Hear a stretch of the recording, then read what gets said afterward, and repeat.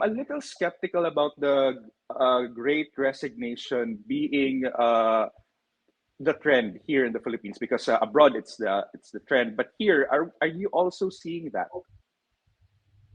Fair question. Globally, there's different trends occurring. In the West, we're seeing a hyper competitive workforce, especially in some sectors like tech, where it is more important than ever that they have uh, work-life balance and very competitive benchmark benefits. You are seeing a great resignation in the West, right? People taking time off work or reduced hours or switching to better work-life balance employment opportunities. But in the Philippines, it's different, right? And so let me speak about that, right?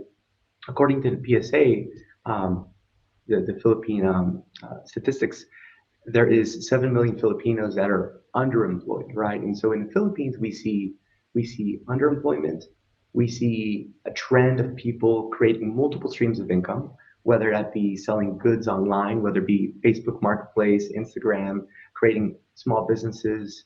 Filipinos are very entrepreneurial, and so they are creating more and more ways to make money and not just be reliant on one employment opportunity.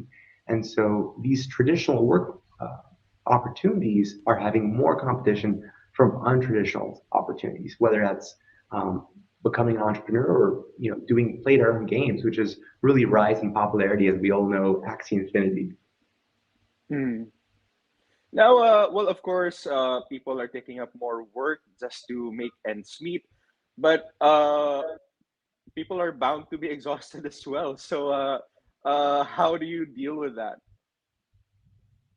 Yeah, right now we're living in a day and age where there is a lack of separation between work and non-work. In the past, you would commute to the office, you'd spend your 8+ hours at the office, you'd commute back, unwind, decharge. Uh, you'd have that separation. Now we've been 2+ years working from home, all of us, or the grand majority of us, and there's going to be higher amounts of burnouts, and that's what the statistics are saying.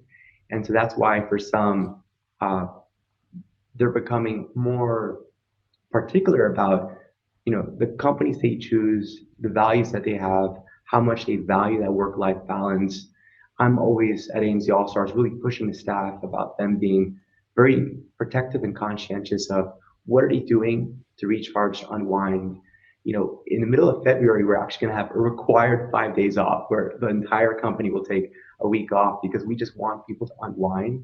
And sometimes it's the hard workers, the type A folks, they don't want to take that break, but you really, really need to. Hmm. Now, how would you describe the typical Filipino job seeker at this point? What do they want? What income do they want? I mean, I mean, we have various needs, but can you describe to us, in the general sense, what the typical Filipino job seeker is looking for? Sure, happy to. Well, the reason why that's a multi-pronged answer is because there's different job sectors. You have to answer it per the job sector, right? What you might see in retail might be very different from what you see in the BPO. Although we don't like to identify ourselves as a BPO, we are a BPO in the general sense. And for BPO, people want work from home, they want flexible hours, they want increased benefits. If people are going to pursue traditional employment opportunities versus untraditional, healthcare and healthcare for their dependents matter more than ever, right?